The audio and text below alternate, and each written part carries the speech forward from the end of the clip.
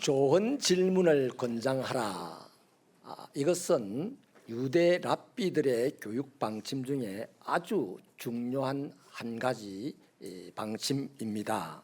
그래서 유대인들은 자녀들에게 무엇을 배웠느냐라고 묻지 않고 어떤 질문을 했었냐라고 묻는다고 합니다. 그게 아이의 정상적이고 올바른 성장에 훨씬 더 유익하기 때문이랍니다. 좋은 질문은 좋은 결과를 만듭니다. 더 나아가 위대한 결과를 보게 합니다. 하지만 잘못된 질문은 반드시 잘못된 결과만 보게 합니다. 서로의 관계를 파괴하기도 하고요. 그뿐 아니라 서로를, 심하면 그가 속한 모든 공동체를 큰 고통의 구렁텅이로 빠뜨리게 됩니다. 여러분, 우리가 잘 아는 에덴 동산의 인간의 타락은요, 한 개인의 고통뿐만 아니라 인류 사회 전체를 영원한 절망과 고통 속으로 몰아넣었던 사건이 있었지 않습니까? 이건 어디서 시작되었습니까? 사단의 잘못된 질문을 받아들인 우리 인류의 시조의 받아들임 때문에 시작되었습니다. 사단은 잘못된 질문만 하는 자입니다. 그 잘못된 질문을 받아들이고 한 개인은 영원한 고통 속에, 그로 말미암아 생겨나는 인류 전체가 고통 속에 예수님 오시기까지는 계속되었다는 것입니다. 그만큼 좋은 질문이 중요하고 안 좋은 질문은 우리 삶에서 배제해야 한다는 것입니다. 여러분, 인생을 살아가시면서 특별히 그리스도인으로서 교회 공동체를 이루어가면서 많은 사역을 하고 활동을 할 텐데 좋은 질문을 하시는 지혜가 있으시기를 축원합니다. 저는 오늘 예수님의 세 가지 질문을 여러분에게 소개하려고 하는데요, 오늘 본문을 보면 한 가지 질문만 나옵니다. 그런데 이 한 가지 질문을 하면서 두 가지 질문을 더 가지고 와서 소개를 해야 되는 이유를 제가 말씀을 드리자면, 예수님이 그리스도인들에게 하는 세 가지 질문은 굉장히 중요한데요, 우리 각 개인의 신앙이 그리스도의 장성한 분량에까지 이르는 단계를 질문하기 때문에 오늘 이 질문을 시작해서 두 가지 질문을 더 소개를 하려고 합니다. 첫째 질문은요, 너는 내가 누구라고 생각하느냐 하는 질문입니다. 오늘 보면 15절을 우리 같이 읽어주시겠습니까? 시작. 아멘. 잘 알죠? 예수님께서 가이사의 영내에 빌립보로 가는 중에 제자들에게 툭 던진 질문입니다. 예수님이 사역을 이제 왕성하게 시작을 해서 소문이 나다 보니까 사람들이 이러쿵저러쿵 말이 많아요. 거기에 대한 질문에 제자들은 어떤 사람은 세례 요한이라고 하고 어떤 사람은 엘리야라고 하고 또 어떤 사람은 예레미야나 또 선지자 중에 한 명이라고도 합디다, 이렇게 대답을 하죠. 그러자 예수님이 다시 제자들에게 직접 묻습니다. 너는, 그 사람들은 그렇게 말하는데 너는 나를 누구라고 생각하냐, 이렇게 물었어요. 이제 직접 물어왔던 거죠. 여러분, 이 질문이 중요한 이유는요, 이 질문을 들은 사람이 대답을 할 때 드디어 그 사람의 구원과 영생의 문제가 해결되기 때문이에요. 그러니까 이 질문이 중요한 이유는 질문을 듣고 대답하는 사람의 구원과 영생이 걸린 문제이기 때문에 이 질문은 너무나 중요한 겁니다. 여러분, 이 질문 받아보셨어요? 베드로가 받았다는 사실은 잘 아는데 내 자신이 이 질문을 예수님에게 받았다는 사실은 잘 몰라요. 받았다 치고 사는 게 그게 감정입니다. 그래서 믿는 자는 많고 주 예수 하는 자는 많은데 아버지께로 가는 자는 적어요. 내가 예수님에게 너는 나를 누구라고 생각하느냐는 질문을 받으실 수 있기를 축원합니다. 그리고 대답할 수 있기를 축원합니다. 여러분, 지금 세상에서는요, 예수님을 4대 성인 중에 한 명이라고 가르치는 곳이 많습니다. 또 현재 포스트 모더니즘 시대인 지금은요, 예수님을 여러 구원자 중에 한 명이라고 공공연하게 생각하고 가르칩니다. 여러분, 듣고 보면 매우 고상하고요, 유식한 생각 같고 가르침 같습니다. 하지만 이런 사고가 점점 힘을 발휘하는 이 시대에 저와 여러분은 여전히 예수를 구주로 믿는데요, 살고 있잖아요. 그리스도인으로 살고 있잖아요.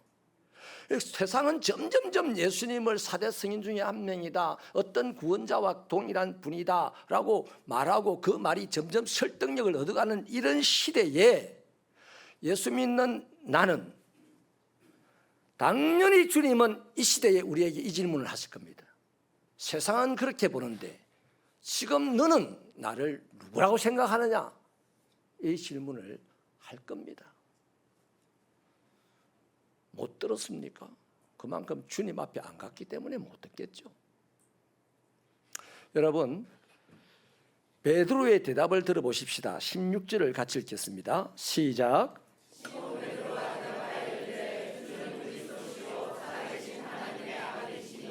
아멘. 이 질문을 안 들었으면 베드로가 이 대답을 할 리도 없죠. 우리도 이 질문을 안 들었기 때문에 이 대답을 안 하고 그냥 교회 다닙니다. 그냥 예수 믿는다고 다니는 거죠. 여러분, 베드로의 이 고백은요, 오직 예수님만 나의 구원자이시라는 고백입니다.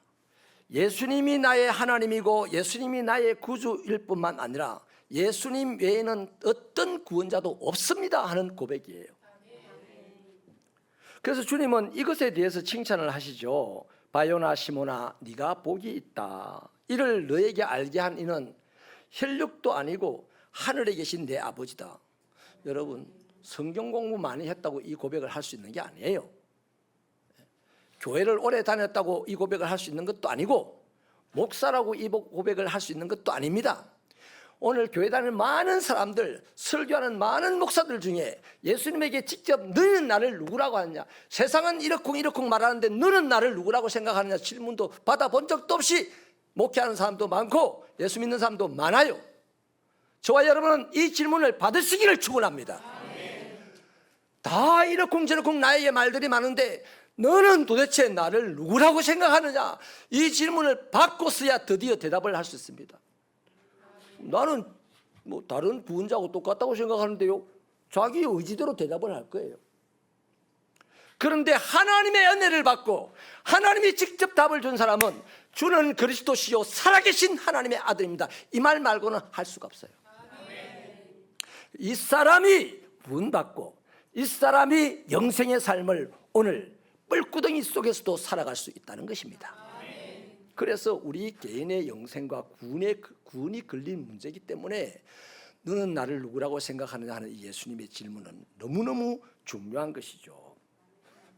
사도행전 4장 12절을 보면요, 훗날 베드로는 사내들인 공회 앞에 잡혀가서 당당하게 선언합니다.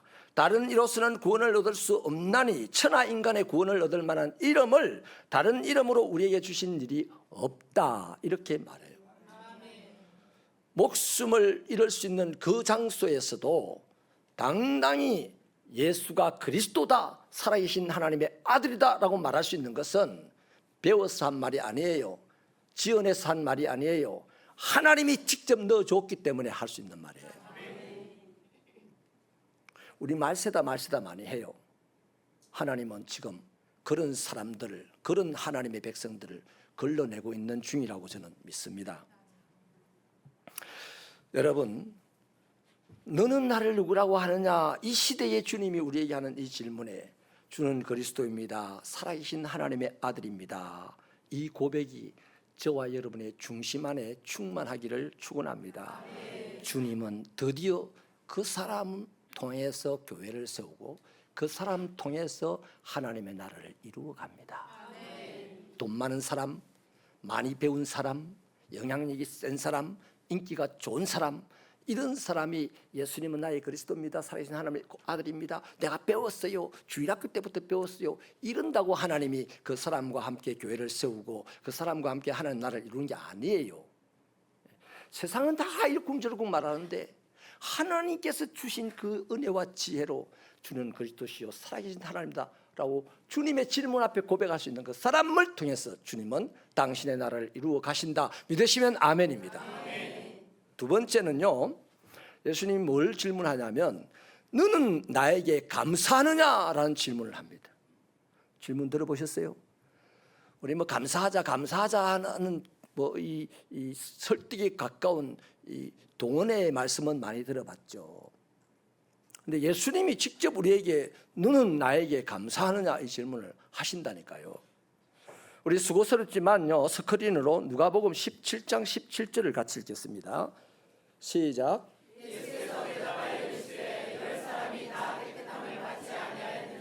그 아홉은 어디 있느냐. 이 말씀도 우리가 잘 아는 말씀인데요, 예수께서 나 환자 10명을 고쳐주었습니다. 그런데 감사하러 온 사람은 그 중에 사마리아 사람 한 사람밖에 없었죠. 그때 예수님은 섭섭한 마음으로 하나님의 백성인 유대 백성들 다 어디 갔냐 이 말씀을 한 거예요.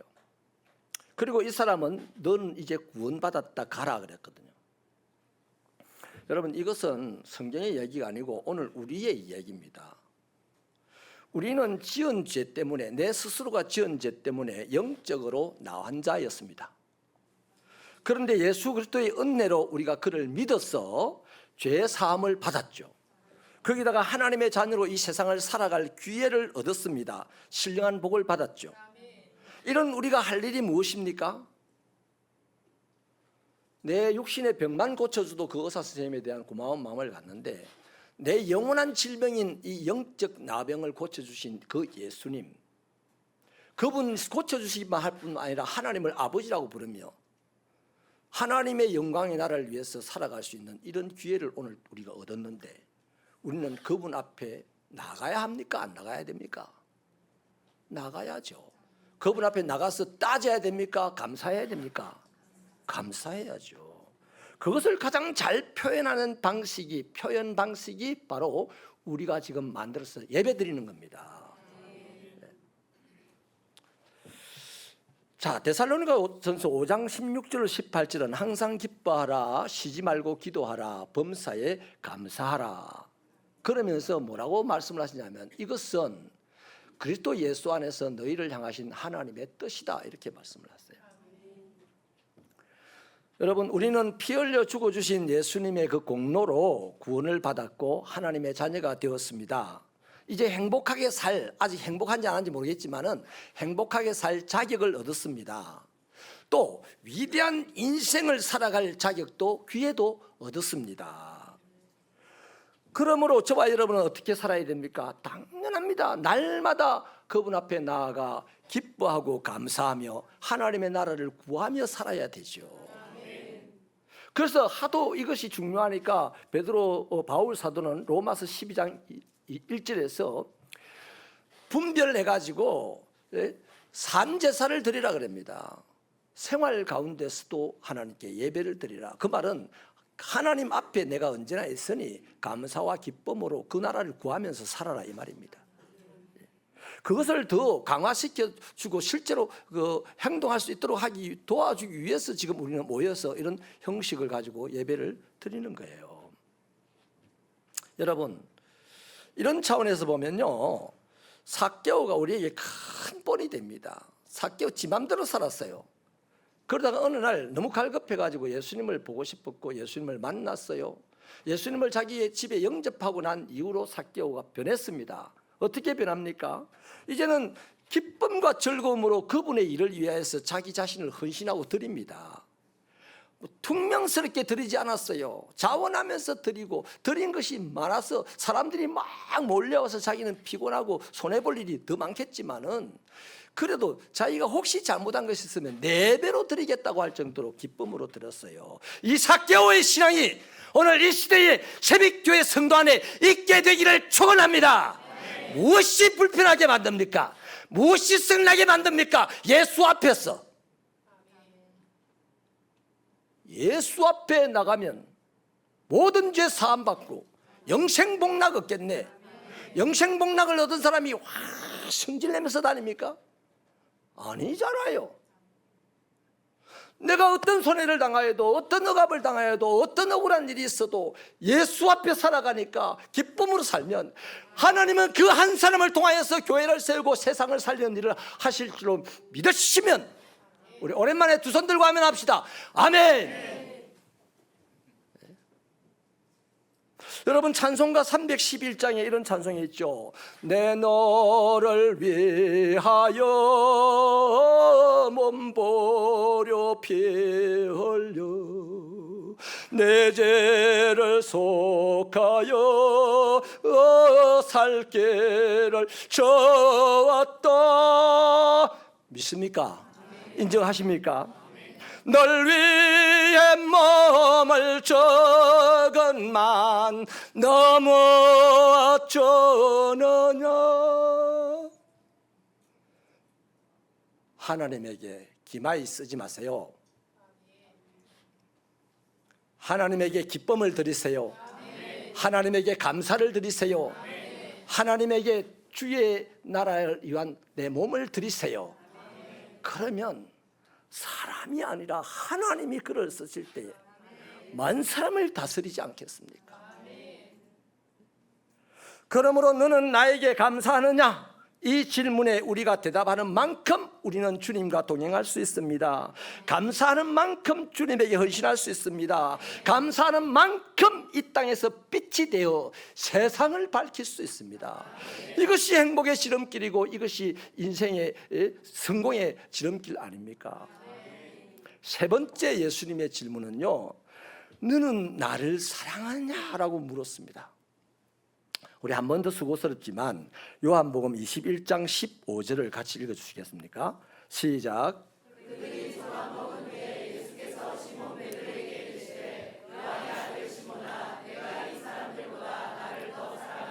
아멘.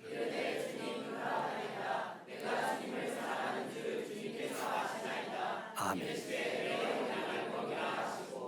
아멘. 이 질문은 주님께서 베드로에게 주님의 교회를 맡기시기 직전에 한 질문이죠. 드디어 베드로에게 사명을 맡깁니다. 3년 동안 다니시면서 만나자마자 사명을 맡긴 게 아니에요. 3년이 지나고 난 뒤에 그것도 검증을 해가지고 사랑하는지 검증해서 사명을 맡겼다는 거잖아요. 교회를 맡기잖아요. 여러분 여기에 원문을 보면요, 더 흥미로운데 이 베드로는요 3번의 똑같은 질문을 받습니다. 근데 2번은 진짜 똑같고 한 번은 단어가 살짝 틀어져요. 아무튼 여러분, 왜 주님이 베드로에게 사랑하느냐라고 물었겠습니까? 주님이 맡겨주신 사명은 예수 사랑하지 않고는 못합니다. 못해요. 인간끼리 아무리 친해도 주의 일 못합니다. 인간끼리 아무리 서로가 안 친하고 소원해도요, 주님을 사랑하면 그 모든 사람이 주의 일 합니다. 그렇기 때문에 예수님이 바보가 아니잖아요. 예수님은 모든 것을 아시잖아요. 예수님은 사랑하면 네가 어떤 형편에 있든지 나의 일을 할 것이다 라는 겁니다. 그래서 이 많은 양떼들을 맡길 텐데 누구에게 맡기겠습니까? 사랑하는 자에게 맡기죠. 근데 예수님의 이 질문이요, 이 사랑을 표현할 때 이 숨어 있는 헬라어를 봐야 되는데요, 헬라식 사랑 표현은 4가지라고 해요. 하나는 아가페라고 하나님과의 사랑, 신적인 사랑을 이야기합니다. 조건이 없는 사랑. 또 다른 하나는요, 필레오라고 해가지고 친구 간의 우정을 사랑이라고 할 때는 필레오라고 표현하는데, 이 스톨게라고 하는 또 사랑도 있대요. 이거는 가족 간에 사랑하는 것, 국민이 나라를 사랑하는 것, 이런 것들 갖다가 스톨게라고 표현을 한대요. 그 다음 마지막으로 에로스라고 표현하는데 이거는 성적인 사랑을 표현하는 거래요. 여기서 예수님이요 베드로에게 네가 나를 사랑하느냐 물을 때에 처음 물은 것이 뭐냐면 네가 나를 조건 없이 사랑하느냐 이렇게 물었어요. 아가페라고 물었어요. 그런데 베드로는 대답을 어떻게 하냐면 주님, 필레오, 우정 어린 사랑을 하는 줄 주님이 알고 계시잖아요. 이렇게 대답을 해요. 두 번째 예수님의 질문은 똑같이 네가 나를 아가페 조건 없이 사랑하느냐 또 물어요. 베드로도 똑같이 거듭 대답하기를 주님, 우리 수준이 아가페가 안 되고 필레오라는 걸 아시잖아요. 이런 대답을 하면 똑같이 대답을 해요. 근데 세 번째 질문은 조금 달라져요. 예수님이 네가 나를 사랑하느냐 할 때 아가페라는 단어를 쓰지 않고 필레오라는 단어를 씁니다. 네가 나를 우정 어린 사랑을 하느냐라고 물어요. 그때 베드로가 솔직하게 근심하면서 대답합니다. 주님이 아십니다. 내가 주님을 필레오로 사랑하는 줄을 주님이 아시잖아요. 이렇게 대답을 합니다. 그러니까 베드로의 사랑은 세 번 다 필레오, 우정 어린 사랑을 한다고 고백을 해요. 솔직하게 고백을 해요. 베드로처럼 솔직해지시기를 주님의 이름으로 축원합니다. 네가 나를 아가페 하느냐? 아멘 할렐루야 아가페 하고 말고요 목숨도 드리겠습니다. 분해 때만 그러지 말고, 내 기분 좋을 때만 그러지 말고 내 실존을 대답을 해야 돼요.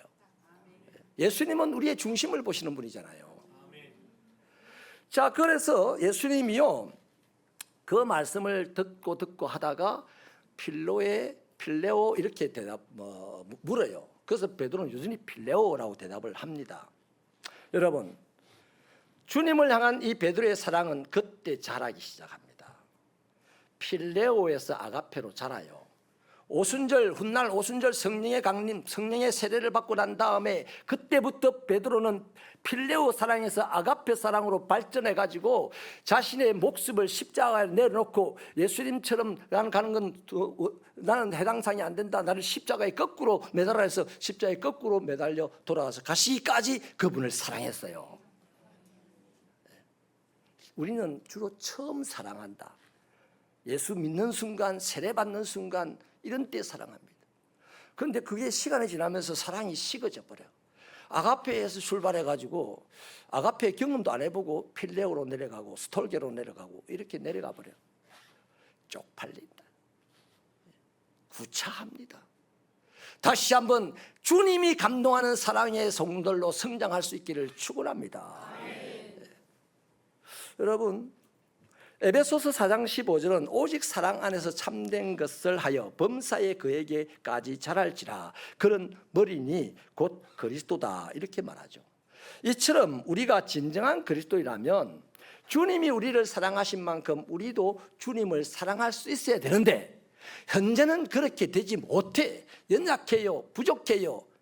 성질도 별로 안 좋아요. 그러나 성령의 은혜를 받고 은사를 받아 점점 그런 사랑으로 자라가야 된다는 겁니다. 따라합시다. 서 있으면 망한다. 한 걸음이라도 그분 앞으로 나가야 되는 거예요. 주님은 마가복음 2장 30절로 31절에서요 네 마음을 다하고 목숨을 다하고 뜻을 다하고 힘을 다하여 주 너의 하나님을 사랑하라 하신 것이다. 둘째는 이것이니 내 이웃을 내 자신과 같이 사랑하라 하신 것이라. 이보다 더 큰 계명이 없다 그랬습니다. 우리가 그리스도인이고 사명을 받은 일꾼이라면 주님을 그 누구보다도 그 무엇보다도 더 사랑한다고 대답할 수 있어야 되는데 지금 못한다면 안타까워하면서 그런 대답을 할 수 있는 신앙에까지 성장할 수 있도록 노력하시게 되기를 축원합니다. 그때 주님은 사명을 주십니다. 요즘요 빈부격차를 우리가 많이 느끼면서 흑수저 금수저라는 말이 유행어처럼 돌잖아요. 안타깝기는 개천에서 용난다는 옛말은 이제 다 사라졌습니다. 강남 특구에서 용난다고 하는 시대입니다. 거의 불변의 진리 같은 거죠. 그러나 예수를 믿는 사람은 그렇게 생각하지 않잖아요. 언제나 태초부터 영원한 종말에 오는 그날까지 이 인간의 역사 속에서 진짜 인물은 예수 안에서 나는 줄로 믿습니다. 예수님께서 풀어주시면 세상이 누가 감당을 하겠습니까? 말씀을 마치겠습니다. 오늘 주님이 하신 질문 3가지를 나눴는데요. 이것은 우리가 반드시 질문을 들어야 되고 반드시 대답을 해야 할 중요한 질문입니다. 주님을 누구라고 생각합니까? 주님께 감사합니까? 주님을 사랑하십니까? 이 3가지에 예스라고 답하는 분량만큼 우리는 주님의 뜻하신 일을 할 수 있어요. 그 일에 나를 드릴 수 있습니다. 예스를 많이 하는 사람은 많이 드릴 수 있어요. 예스를 적당히 하는 사람은 적당히 드릴 수 있어요. 그렇게 헌신하고 희생하면서도 예스라고 하는 만큼 우리는 기뻐하고 즐거워할 수 있습니다.